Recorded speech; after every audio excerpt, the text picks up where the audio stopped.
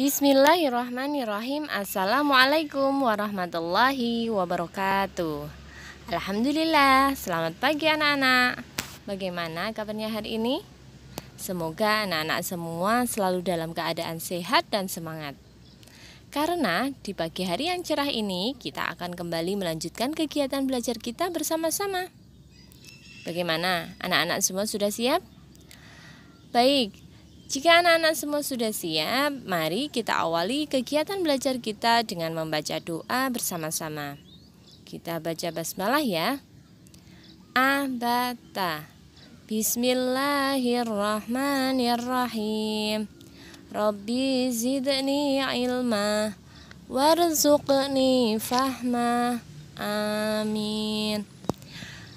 Baiklah anak-anak, kita sudah mengawalinya dengan membaca doa. Semoga Allah meridhai kegiatan belajar kita hari ini sehingga kita diberi kemudahan dan kelancaran dalam belajar. Kali ini kita akan kembali melanjutkan kegiatan belajar kita pada mata pelajaran Akidah Akhlak di kelas 2. Hari ini kita akan membahas tentang akhlak tercela. Sebelum Bu Guru lanjutkan, apakah teman-teman sudah tahu atau sudah pernah mendengar apa itu akhlak tercela? Betul sekali teman-teman. Akhlak tercela adalah akhlak yang buruk. Kita tidak boleh melakukannya. Akhlak tercela ini kebalikan dari akhlak terpuji. Akhlak tercela tidak boleh kita lakukan ya. Lalu, apa saja akhlak tercela yang harus kita hindari itu dan bagaimana cara kita menghindarinya? Nah, kita akan belajar tentang itu teman-teman. Bagaimana? Teman-teman sudah siap? Yuk, kita mulai buka bukunya halaman 36.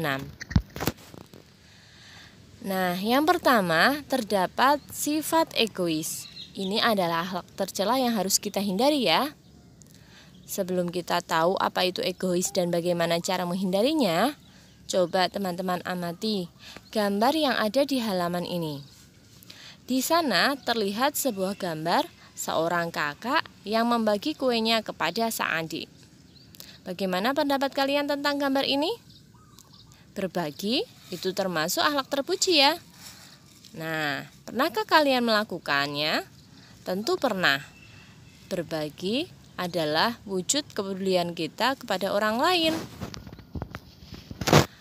Teman-teman, kita tidak bisa hidup sendirian di dunia ini. Kita selalu membutuhkan bantuan orang lain. Untuk itu, kita harus saling membantu. Kita tidak boleh mementingkan diri sendiri loh, tanpa memperdulikan orang lain. Sifat hanya mementingkan diri sendiri inilah yang disebut sifat egois. Egois termasuk akhlak tercela. Nah, ciri-ciri dari perbuatan atau perilaku egois ini yang pertama adalah dia selalu mau menang sendiri, tanpa mau mengalah. Kemudian, dia tidak pernah peduli kepada orang lain. Ciri yang ketiga yaitu ia sering menyakiti hati orang lain. Dan yang keempat, ciri sifat egois ini adalah tidak mau dinasihati. Dan yang kelima, orang yang egois biasanya dia tidak suka menolong orang lain karena dia hanya mementingkan dirinya sendiri saja. Lalu bagaimana cara kita menghindarinya? Nah, orang yang egois itu biasanya dibenci oleh orang lain sehingga ia tidak memiliki banyak teman. Orang yang egois akan kesulitan mendapat bantuan orang lain. Oleh karena itu, kita harus menghindarinya dengan cara yang pertama, kita harus membiasakan diri mengalah untuk kebaikan. Kemudian cara yang kedua, menjauhi sifat marah, iri, dan dengki. Cara menghindari sifat egois yang ketiga yaitu kita harus mau belajar mendengarkan pendapat teman. Menghargai pendapat teman itu contoh yang baik. Kemudian yang keempat, cara menghindari sifat egois adalah kita harus mau belajar membantu orang lain. Karena kita tidak bisa hidup sendiri teman-teman. Kita pun selalu membutuhkan bantuan orang lain. Kemudian cara menghindari sifat egois yang kelima yaitu kita menyadari teman-teman bahwa kita tidak bisa hidup sendiri. Kita selalu membutuhkan bantuan orang lain. Kemudian kita lanjutkan sifat atau akhlak tercela yang harus kita hindari. yaitu berkata kasar. Teman-teman tahu kan siapa contoh atau suri tauladan kita? Betul sekali, yaitu Nabi Muhammad SAW. Teman-teman tahu kan bagaimana cara Rasulullah berdakwah? Rasulullah berdakwah dengan cara yang lembut, dengan kata-kata yang sopan. Tahu nggak apa yang menyebabkan orang kafir banyak yang masuk Islam? Ya, mereka segan kepada Rasulullah karena Rasulullah menyampaikan dakwahnya dengan cara yang santun, dengan kata-kata yang sopan. Coba bayangkan apa yang terjadi seandainya jika Rasulullah berdakwah dengan cara yang keras atau dengan ucapan yang kasar. Tentu orang kafir pada saat itu tidak mau mengikuti Rasulullah. Nah, teman-teman, pada surat Al-Humazah ayat yang pertama yang berbunyi Wailul likulli humazatil lumazah, yang artinya celakalah bagi setiap pengumpat lagi pencela. Allah Subhanahu wa taala melarang orang untuk mengumpat. Mengumpat artinya mengucapkan kata-kata yang keji atau kotor. Begitu juga mencela orang lain. Rasulullah Shallallahu Alaihi Wasallam pun bersabda, barang siapa yang beriman kepada Allah dan hari akhir, maka berkatalah yang baik atau diam. Hadis riwayat Bukhari. Muslim yang baik tidak akan mengucapkan kata-kata yang kotor atau kasar. Contoh berkata kasar antara lain, memanggil orang dengan berteriak. Ini tidak boleh ya. Jika kita membutuhkan orang lain dan kita perlu memanggilnya, kita harus memanggil dengan sopan tanpa harus berteriak. Kemudian yang kedua, menyebut orang dengan nama hewan atau benda lain yang menjijikkan. Ini sangat tidak sopan ya teman-teman. Jika kita menyebut atau memanggil orang harus dengan nama yang baik, nama orang itu sendiri tanpa harus diganti-ganti dengan nama hewan atau nama benda yang lainnya. Kemudian yang ketiga yaitu kita tidak boleh mencela, tidak boleh menghina, melaknat atau menyumpahi, bahkan memfitnah. Yang terakhir, contoh berkata kasar lainnya yaitu kita membisikkan ke telinga teman kita tentang keburukan orang lain. Ini artinya kita menceritakan hal-hal yang tidak baik tentang teman kita kepada orang lain. Nah, ini harus kita hindari. Kemudian, untuk menghindari berkata kasar, yang pertama kita harus belajar bersabar. Kita lebih menjaga diri untuk diam daripada marah. Kemudian yang kedua, kita harus belajar berkata lebih sopan dan santun.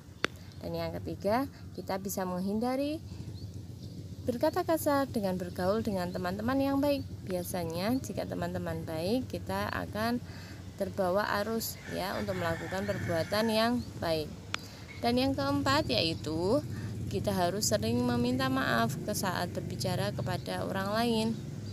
Terakhir, cara menghindari berkata kasar yaitu kita menghindari pertengkaran atau perdebatan. Biasanya kalau kita sedang bertengkar, sadar atau tidak sadar, lama-lama akan keluar kata-kata yang tidak sopan atau kata-kata yang kasar.